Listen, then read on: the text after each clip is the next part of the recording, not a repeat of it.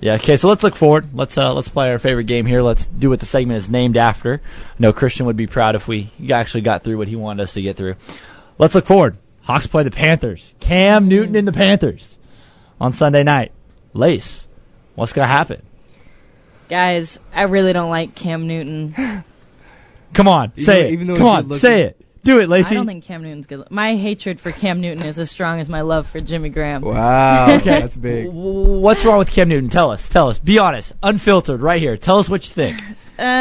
He's a sore loser. He has terrible style. And I follow him on Instagram.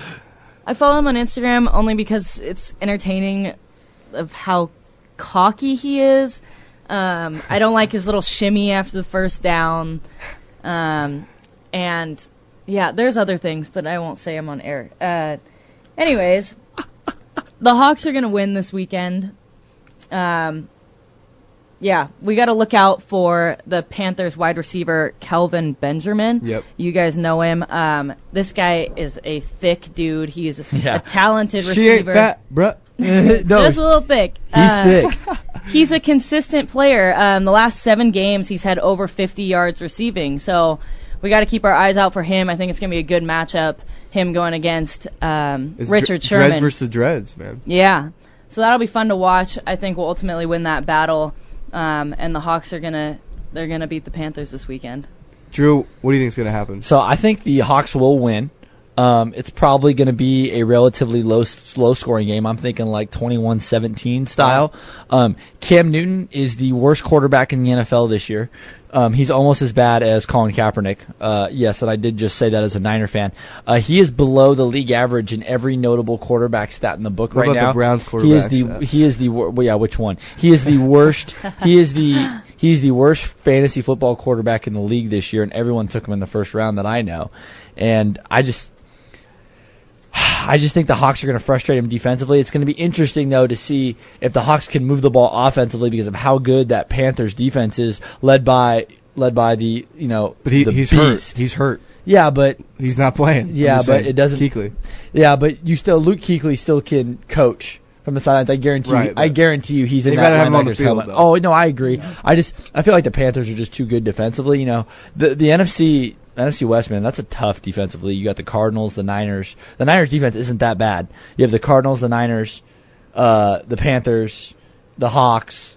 You got a lot of teams who can play in that group. The Rams are good. The NFC's tough defensively. But yeah, I think 21-17 Hawks win.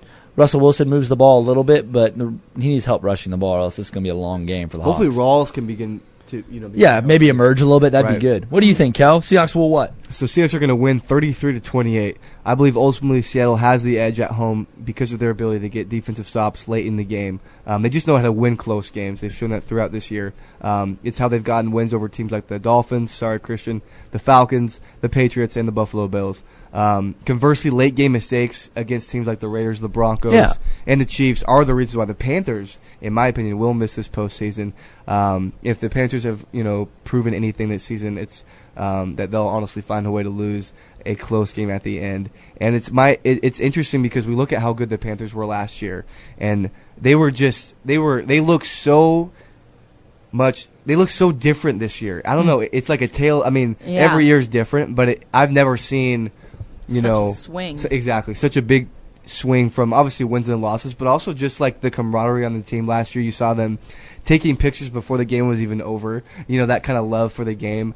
Obviously, winning helps that. Winning helps soothe, all, frustrations throughout the team. But, and in my opinion, Cam Newton, when he is in the foxhole, when I always say this all the time, but when the sphincter is tight, he is not very good at keeping his cool. And he begins, like you said, I think, Lacey, he begins to pout, he begins to whine.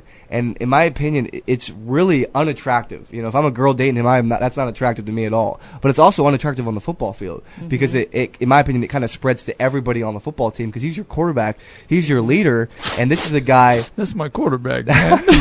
he's a TO. And he's the guy that should be able to be a leader. And that's why Russell Wilson and Cam Newton aren't even on the same stratosphere. Like, Russell Wilson is so consistent in his faith, but also just in his walk on the football field. He doesn't get too high, doesn't get too low, and that's why I like the quarterback in this game, which is Russell Wilson. But I believe it'll be close because it's such a fun rivalry. In the way the Hawks are playing right now, it's not like they are playing at a very, very high level. I believe Michael Bennett will still be out. I'm not quite sure if Thomas will play either. I don't think so.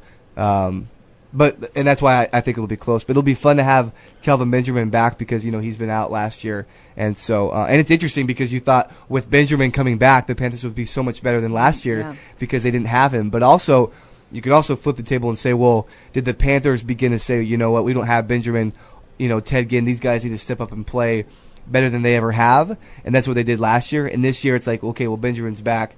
Maybe Ted Ginn's taking a back seat. I don't know all the ins and outs of what's gone on with the Panthers, but it's crazy to see the swing from this year to last year.